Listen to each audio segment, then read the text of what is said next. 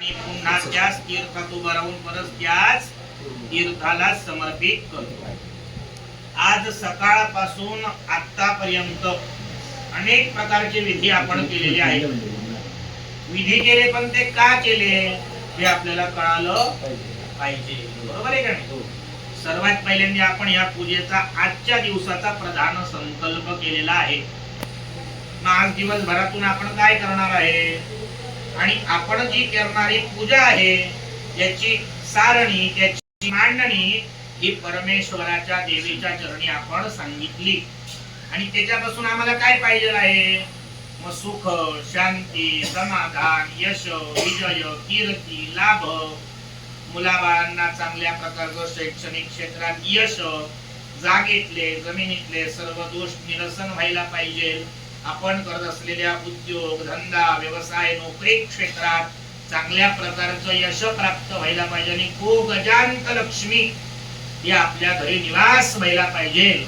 यासाठी आपण शतचंडीच्या यज्ञाचा दुसरा दिवस आणि या दुसऱ्या दिवसात आम्ही अभिषेक पूजन, कुंकुमार्चन, सप्तशतीचे पाठ आणि त्या सप्तशतीच्या पाठांचं अर्चन, सायं पूजन आणि आरती, स्तुती पाठ हा सगळा दिनक्रम हा देवीला आपण सांगितला. आणि हे सगळं तुझ्याकडे करतोय, तुझी सेवा करतोय, त्या बदल्यात आम्हाला आमच्या सगळ्या मनोकामना तू पूर्ण करून दे असं म्हणून आपण संकल्प सोडला. माणूस स्वार्थी आहे का नाही? देवीची पूजा करतो पण तिच्या बदल्यात काहीतरी मागतो. आपण देवीच्या दानपेटीत जातो, देवाच्या मंदिरात 10 रुपयाची नोट दानपेटीत टाकतो. देवाला सांगतो, देवा फॉर्च्युनर होऊ दे रे, देवा स्कॉर्पिओ होऊ दे रे, छोटा बंगला आलाय, मोठा बंगला होऊ दे रे, बरोबर आहे का नाही? आपलं मागणं कधीही संपत नाही. मग ते मागणं हे चालू राहायला पाहिजे, परंतु त्यातून समाधान मिळालं पाहिजे, बरोबर आहे का नाही? कोणत्याही गोष्टीचं समाधान हे महत्वाचं आहे. आज एवढा मोठा बंगला झालेला आहे, त्याच्यात आपण समाधानी आहोत. आणि विशेष करून ह्या बंगल्यात सुद्धा आपण एवढं सगळ्या गोष्टींचा ऍडजस्टमेंट करून हा एवढा मोठा यज्ञ करतोय, यासारखं दुसरं पुण्य फळ नाही. 1 नाही, 2 नाही, 10, 11 गुरुजींच्या माध्यमातून 11 रुद्र हे सांगितले. रुद्राचे किती अवतार हे सांगितले महत्वाचे? 11 आणि त्याच 11 गुरुजींच्या माध्यमातून आज या ठिकाणी शतचंडी 100 पाठांचं वाचन आणि 10 पाठांचं हवन हे या ठिकाणी आपण करणार आहोत. मनुष्य देह प्राप्त झाला तो कोणालाही होतो. माणसं अनेक आहे. भारताची लोकसंख्या 145 करोड आहे, परंतु देवी सगळ्यांकडूनच ही पूजा करून घेते का? कोणी वास्तुशांती करतं, कोणी चंडी होम करतं. प्रत्येकाच्या ऐपतीप्रमाणे, प्रत्येकाच्या बुद्धीप्रमाणे त्या गोष्टी होत राहतात. पण तुम्ही खरंच भाग्यवान आहात.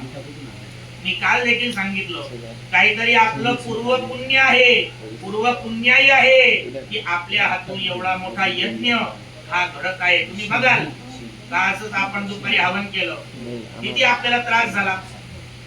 यज्ञ काल मी सांगितलं, यज्ञ करणं ही एकदम अवघड गोष्ट आहे. जरा कोणाकडे किती जरी पैसा असेल, परंतु ती यज्ञ करण्याची जी शक्ती ना ती परमेश्वरीच आपल्याला देत असते, ती देवीच आपल्याला देत असते. तिच्या इच्छेशिवाय झाडाचं पान देखील हलत नाही.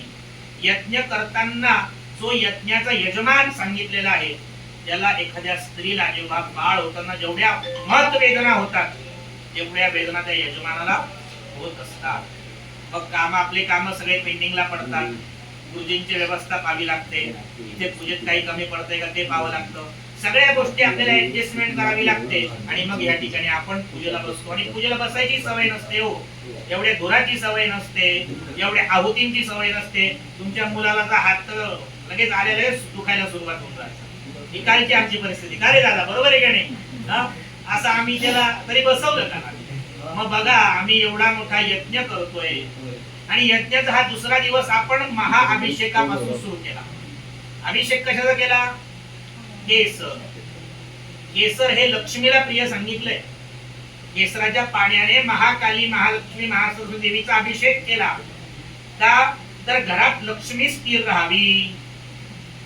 प्रत्येक जे आपण वस्तू देवीला वाहतो, देवीला समर्पण करतो किंवा जे द्रव्य अभिषेकासाठी घेतो त्यापासून काहीतरी फलप्राप्ती ही आपली पूर्ण होत असते.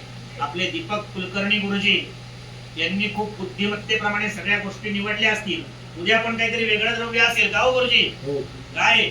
उद्या फळांचा ज्यूस समजा. तर अशा फळांचा ज्यूस कशाने? यांनी काय होणार आहे? केसराच्या पाण्याने लक्ष्मी प्राप्ती.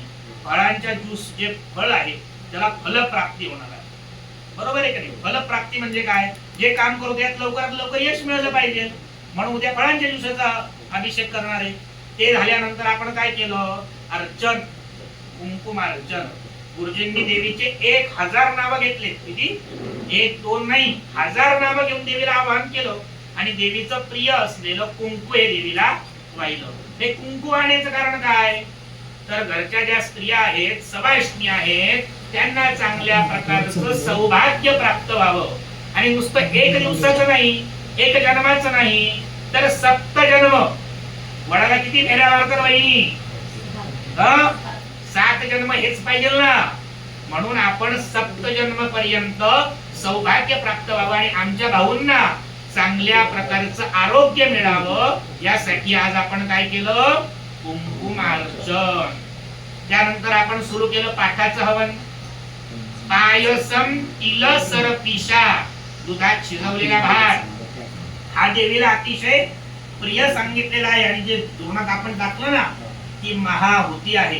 त्याच्यात तुम्ही बघाल ज्या ज्या गोष्टी देवीला प्रिय आहे ना त्या सगळ्या गोष्टी त्यात ठेवलेल्या आहेत. आपण तुम्ही माहूरच्या गडावर गेलेत का कधी?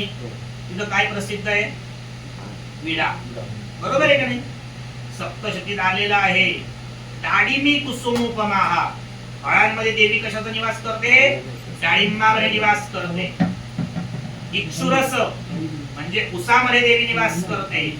त्याच्यानंतर मधात देवी निवास करते. मग ज्या ज्या गोष्टींमध्ये देवी निवास करते किंवा ज्या ज्या गोष्टी देवीला प्रिय सांगितलेला आहे या सर्व गोष्टी आपण देवीला या प्रत्येक महाहुतीत समर्पित केल्या. आणि आज आपण 4 पाठांचं हवन केलं. किती? पहिल्यांदा तुम्ही दोघं बसले होते, नंतर परत तुम्ही दोघं, म्हणजे किती झाले? 4 पाठ. किती पाठांचं हवन करायचे आपल्याला? 10. किती झाले आज? किती बाकी आहे अजून? 6 पाठ अजून आपले बाकी आहे. अशा पद्धतीने आजचा दिवस झाला. दिवसाची सांगता आरतीच्या माध्यमातून झाली. आता आपल्याला स्तुती पाठ करायचा आहे.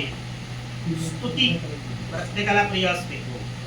आमच्या दादांना म्हटलं, दादा तुम्ही किती छान दिसता, छान कपडे घातले. किंवा आमच्या वहिनीनं तुम्ही म्हटलं, का तू आज खूप सुंदर दिसते, छान साडी नेसली.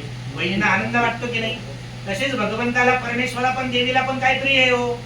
स्तुती प्रिय आहे. हे सगळं केल्यानंतर जर देवीला स्तुती आपण म्हटली तर दुधात साखर पडणार आहे. नुसतं दूध पिल्यानंतर छान वाटतं, पण तेच दूध गोड असेल, रबडी सारखं मस्त छान असेल तर त्याला अजून आनंद वाटतो. त्याच पद्धतीत आता देवीची एवढी सुंदर पूजा केली, छान अर्चन केलं, महाअभिषेक केला, हवन केलं.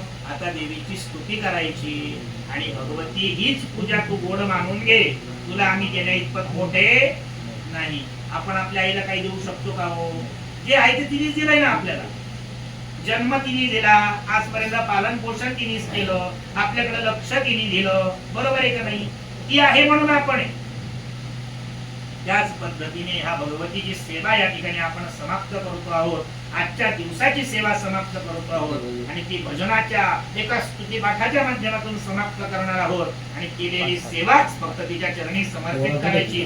आणि उद्या देखील असाच यज्ञ करण्याची शक्ती आम्हाला दे आणि यापुढे येणाऱ्या आमच्या पिढ्यांना देखील असा यज्ञ करण्याची सद्बुद्धी दे, अशी प्रार्थना भगवतीकडे करूयात आणि आजच्या दिवसाची सांगता करूयात. बोला तुळजा भवानी माता की जय.